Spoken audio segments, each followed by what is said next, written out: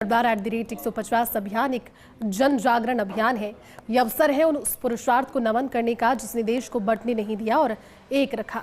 युवा उनके विचारों को आत्मसात करें और सरदार पटेल के योगदान को याद करें, ये कहना है राज्य के मुख्यमंत्री भजनलाल शर्मा का। ये रिपोर्ट देखिए। जयपुर में एसएमएस इंडोर स्टेडियम पर सरदार@150 यूनिटी मार्च कार्यशाला का आयोजन हुआ, जिसे मुख्यमंत्री भजनलाल शर्मा, बीजेपी प्रदेश अध्यक्ष मदन राठौड़, मंत्री कर्नल राज्यवर्धन राठौड़, के विश्नोई और जितेंद्र गोटवाल ने संबोधित किया। जयपुर में 31 अक्टूबर को सरदार पटेल की जयंती पर गांधी सर्कल से शहीद स्मारक तक मार्च निकाला जाएगा। सीएम और बीजेपी अध्यक्ष ने पीएम मोदी की मन की बात कार्यक्रम को भी यहीं सुना। पीएम मोदी ने रन फॉर यूनिटी में भाग लेने का आह्वान किया। मन की बात में पीएम मोदी ने कहा कि देश के लिए विशेष अवसर है।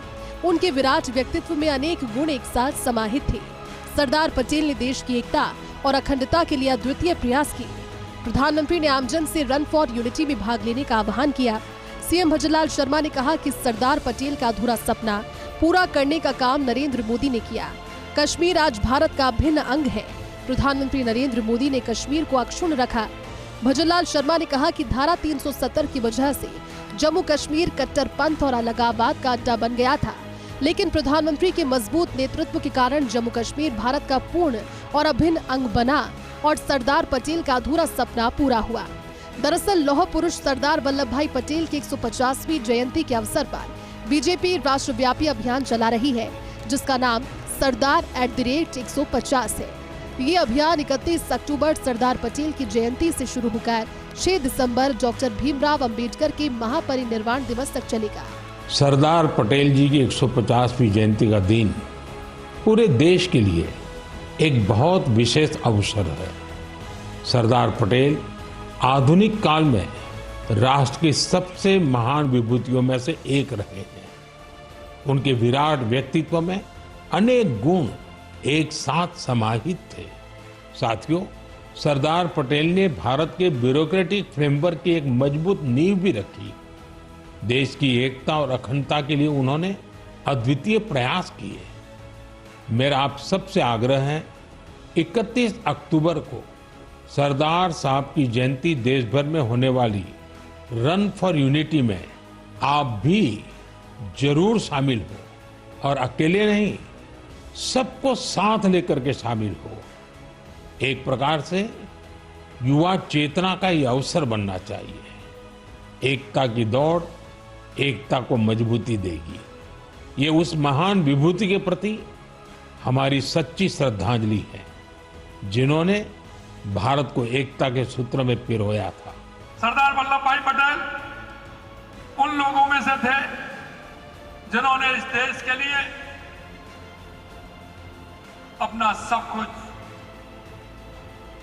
लगा दिया और उन्होंने देश की आजादी से लेकर के देश की एकीकरण तक के लिए काम किया।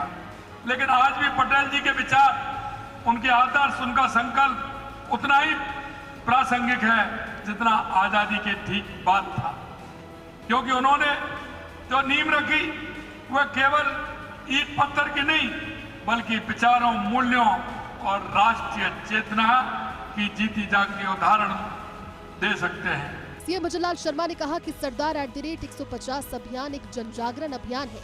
यह अवसर है उस पुरुषार्थ को नमन करने का जिसने देश को बंटने नहीं दिया और युवा उनके विचारों को आत्मसात करे। सरदार पटेल के योगदान को नई पीढ़ी को जानने की जरूरत है।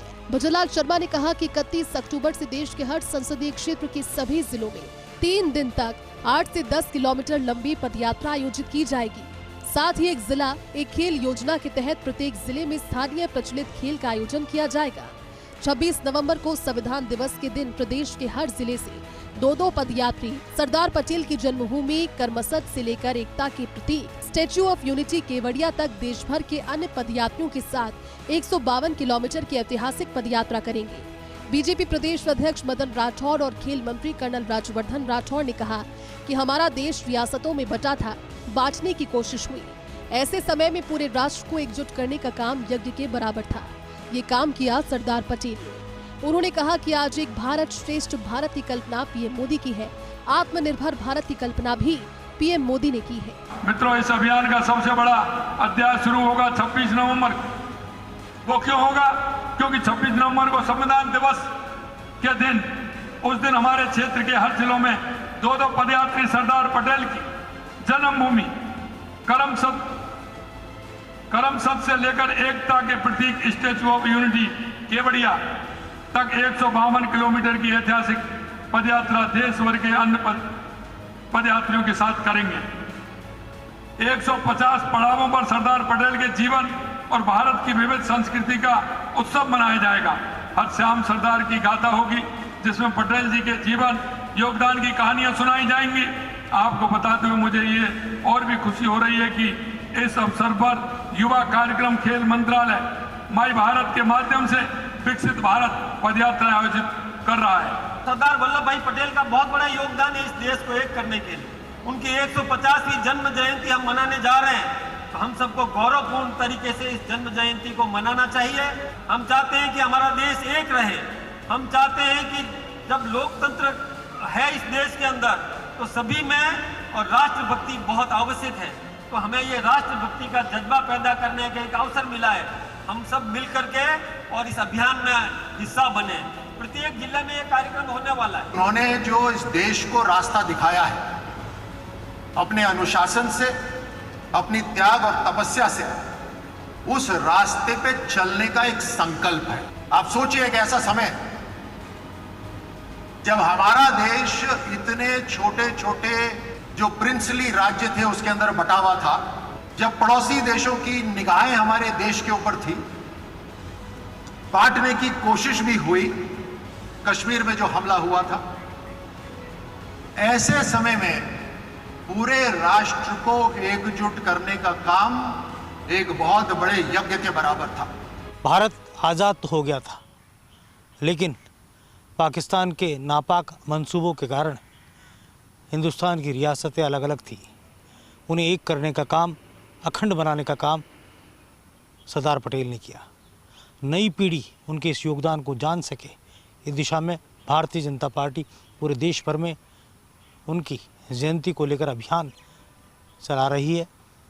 इसी सिलसिले में जो कार्यशाला में आज मुख्यमंत्री ने अपना संबोधन दिया, खुद भजनलाल शर्मा ने ये कहते हुए युवाओं का हौसला बढ़ाया कि वो भी रन फॉर यूनिटी मार्च में शामिल होंगे, और कार्यकर्ताओं से भी आह्वान किया कि वो जन जन के बीच में जाकर ख़ास तौर से युवा पीढ़ी को ये बताने का काम करे कि हिंदुस्तान के एकीकरण में सरदार पटेल का योगदान क्या रहा, और वो नहीं होते तो अखंड भारत का सपना पूरा नहीं होता, जिसे आज नरेंद्र मोदी पूरी दुनिया में आगे बढ़ा रहे हैं।